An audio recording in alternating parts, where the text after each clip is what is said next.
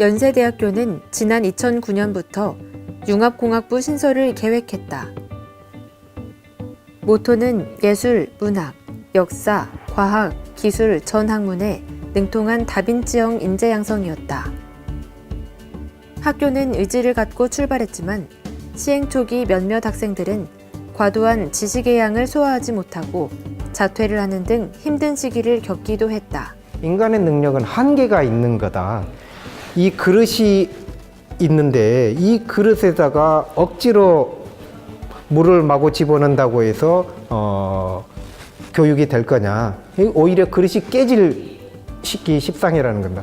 그런 의미에서 초기에 했었던 몇몇 학생들은 그 굉장히 많은 양의 지식의 양을 소화 못하고 자퇴하거나 디프레스 돼가지고 상당히 힘든 시기를 겪었었던 게 사실입니다. 그런 것들을 관찰하면서 이게 어느 한 그릇에 많은 것들을 집어넣는다라는 거는 맞지 않다. 오히려 우리가 추구해야 되는 거는 이 그릇이 굉장히 말랑말랑해서 언제든지 모양이 바뀌면서 적응해가고 하는 인재들을 키우는 게 맞다라는 식으로 크게 바뀌었고, 그러면 이 그릇의 모양이 필요에 따라서 어떻게 바뀔 거냐, 결국 자기 혼자서 바꾸는 게 아니라 다른 사람들하고 관계 속에서 이게 바뀌는 것이다. 그래서 그런 어떤 상당히 많은 학생들이과 어떤 아픔, 어떻게 보면 희생일 수도 있고요. 그것을 겪어서야 어떻게 보면 철학적으로 조금 더 바뀌었던 거, 좀 더 플렉서블하고 학생들이 스스로 생각하고 인터랙션하는 방향으로 바뀌었던 겁니다. 이러한 철학적 변화를 겪은 이후 연세대는 커리큘럼을 계속 바꾸었다. 좀 더 나은 방식으로, 또 다른 방식으로 조금씩 수정을 거쳐 이제는 정착되어 가는 과정이라고 한 교수는 표현했다. 뉴턴 같은, 다빈치 같은 천재를 만들어내겠다고 학과가 초기에는 그런 어떤 방향성을 가지고 있었다가 어떻게 보면은 새로운 교육 과정은 어디에 포커스가 맞춰져 있느냐면 집단지성을 어떻게 호출하고 운영하고 거기로부터 결과를 만들어낼 거냐. 즉, 한 사람이 아니라 여러 사람이 모여서 마치 한 사람의 천재와 같은 그런 효과를 어떻게 만들어낼 건가라는 것에 교육 과정이 짜여지는 방향으로 변화를 했습니다. 현재 연세대학교 교육 과정의 핵심은 토론식 수업과 융합 세미나 형태라 할 수 있다. 철학적 변화를 겪으면서 저희들이 이제 마련한 프로그램들이 토론식의 프로그램, 물론 이제 다른 학과들도 토론의 그런 것들이 되게 많습니다. 그런데 그 토론을 하면서도 어떠냐면 대부분의 학과에서 운영되는 게 토론을 하면서도 거기서 토론을 잘해야지 좋은 학점을 받는 이런 어떤 경쟁 속에서의 토론 형식인데, 저희 학과에서 하는 토론은 뭐냐면 상대방의 어떤 생각을 얼마나 내가 빠르게 흡수하고 그거를 내 것처럼 소화해내느냐, 이게 오히려 더 평가의 중요한 기준이다라는 게 다른 토론 수업하고 좀 다른 점이고요. 예를 들어서 학생들이 이제 기술적인 부분을 세미나를 할 때도 자신이 연구한 거를 그 해당되는 분야 학생들한테 설명을 하거나 전문가들한테 설명을 해서 인정을 받는 게 중요한 게 아니라 자신이 한 연구를 발표를 하는데 그것에 대한 평가는 전혀 다른 분야의 학생들이 그거를 평가한다라는 겁니다. 이때 그러면 발표자는 무엇을 준비하느냐면 나와 다른 사람에게 이거를 어떻게 효과적으로 전달하고 설명하고 그 사람들의 공감을 어떻게 얻어낼 거냐 라는 부분이고, 청중도 발표자를 냉정하게 보는 게 아니라 좋은 코멘트를 줘서 이 학생이 더 설명이 잘 되는 방향으로 발전할 수 있도록 도와주자라는 취지로 평가를 하는, 이런 게 어떻게 보면은 다른 데서 하는 발표와 토론과의 상당한 차이점이라고 볼 수 있습니다. 경쟁이 아니라 콜라보레이션이 가능한 평가 방법이 핵심이라는 지적이다. 결국은 단기적으로 결국은 섭취가 실패라고 하면은 장기적으로 보지 않 우리가 항상 10년 뒤 미래는 못할 수만 없잖아요. 왜 그러냐면요, 저는 전자책이 종이를 대체하는 게 아니라 기존의 종이만 일단 시장을 일부 쿼터를 나눠서 절대로 학생들이 토론하면서 그거는 틀렸다라고 우리 학생들은 절대 얘기하지 않는다라는 거예요. 그런데 내 생각은 이러한데 너 생각은 그러하구나, 이런 식의 토론이 중요한 거죠. 이거는 어떻게 보면은 어떤 지식이라기보다는 어떻게 보면 학생들의 성향을 만들어가는 문제이다라는 생각입니다. 연세대학교 글로벌 융합공학과는 지난 10여 년 그들만의 융합교육 방식을 구축해 나가고 있는 것이다. 저희들이 융합교육을 추구하는 목적은 앞으로의 사회가 경직된 또는 일부 소수 리더에 의해서 계획된 것을 이룸으로써 사회가 발전하는 게 아니라 너무나 다른 것들이 다이나믹하게 아주 복잡하게 얽히는 사회가 됐을 텐데, 그 속에서 우리 학생들, 이런 어떤 융합교육을 받은 학생들이 그 사회에서 어떻게 역할을 하면서 혼란을 중재하고 방향을 끌고 나가고 조종하고 하는 이런 문화를 만들어 갈 거냐, 아마 거기에는 대단히 긴 시간이 걸릴 겁니다. 이런 어떤 교육을 받은 학생들이 사회의 어떤 일정한 위치에 올라가서 자기 주변에 같이 일하는 사람들의 생각과 행동하는 방식을 바꾸고 또다시 그게 퍼져나가고 이런 데는 긴 시간이 걸리겠지만, 결국 이거는 인류 문명을 발전시키기 위해서 사람들의 생각하는 방식과 행동하는 방식이 바뀌어야만 하는 그런 역할을 저희 학생들이 할 수 있을 거다라고 기대하고 있습니다.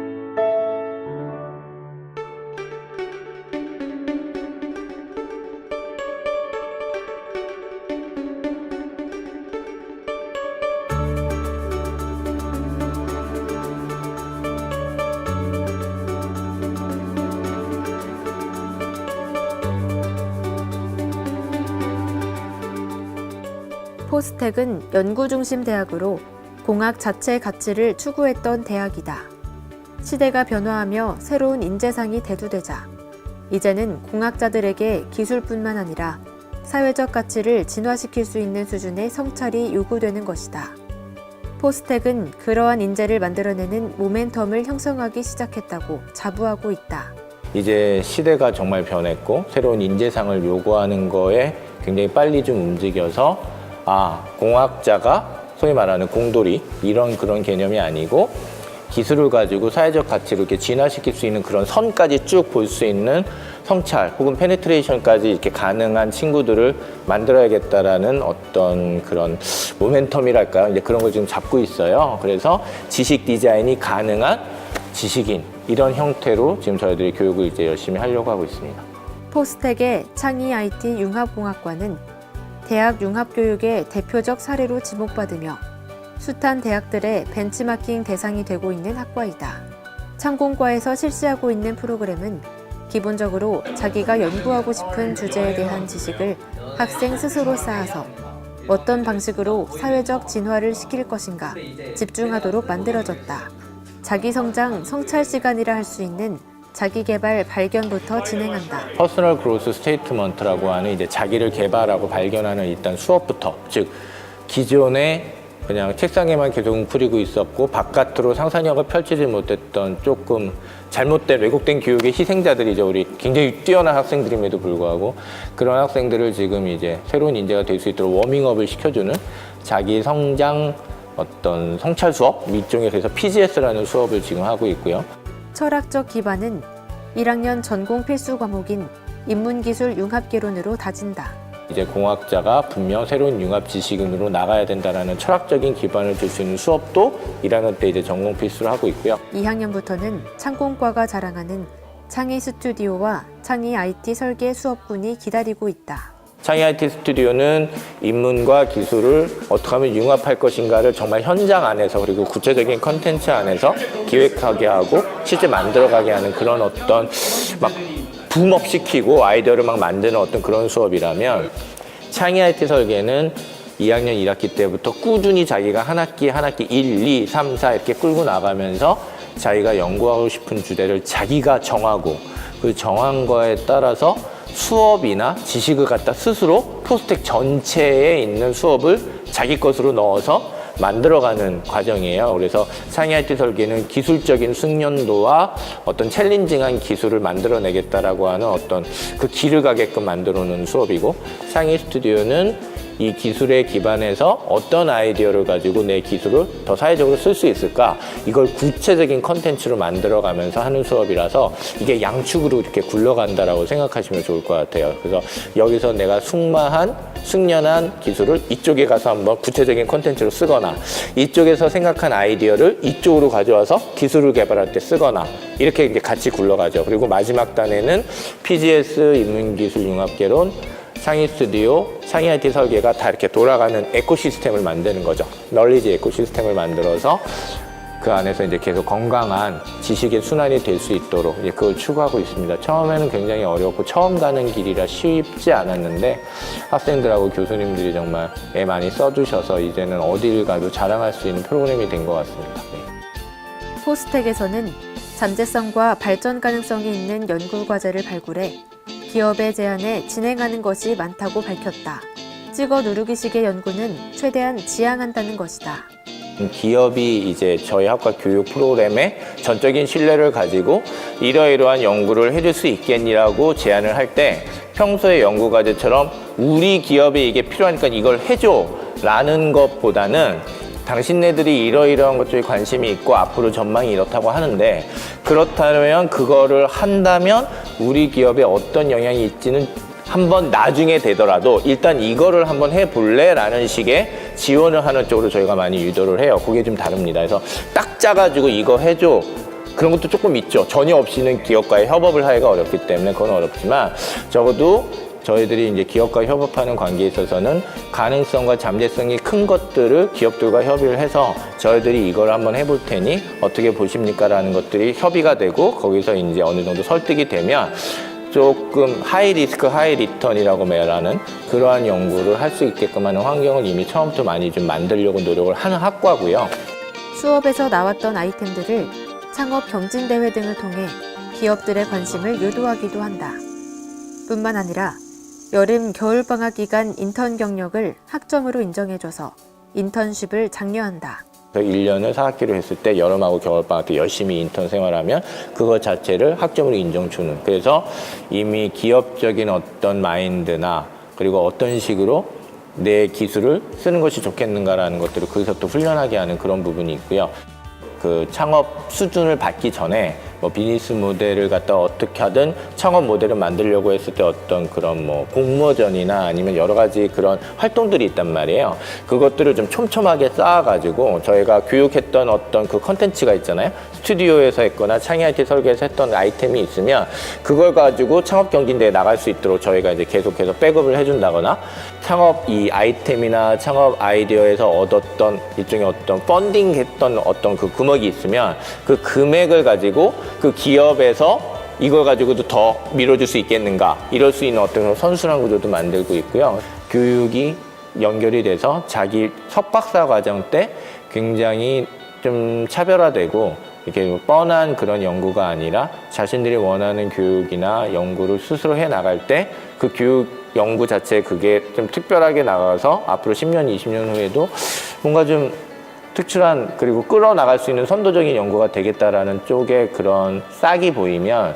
저희는 수업 때서부터 그다음에 연구 과제, 대학교 가서 연구 과제 할 때도 계속해서 그쪽으로 갈 수 있도록 좀 유도를 많이 하는 편입니다. 어떻게 보면은 창업만이 가장 최선의 사회적인 가치다라는 게 아니라 너의 연구 자체가 어떻게 보면 새로운 잠재성을 열 수 있는 거다. 왜? 너는 여기서 배웠으니까. 라는 식의 어떤 자신감도 지금 불어넣어주고 있다. 이렇게 보시면 될 것 같아요. 포스텍 역시 2012년부터 숱한 시행착오를 거치면서 지금에 이르렀다. 교수들도 자기 방식 연구 교육 방식을 과감히 뜯어 고치지 않으면 안 된다는 것에 공감하고 합의했기에 가능한 시스템이었다.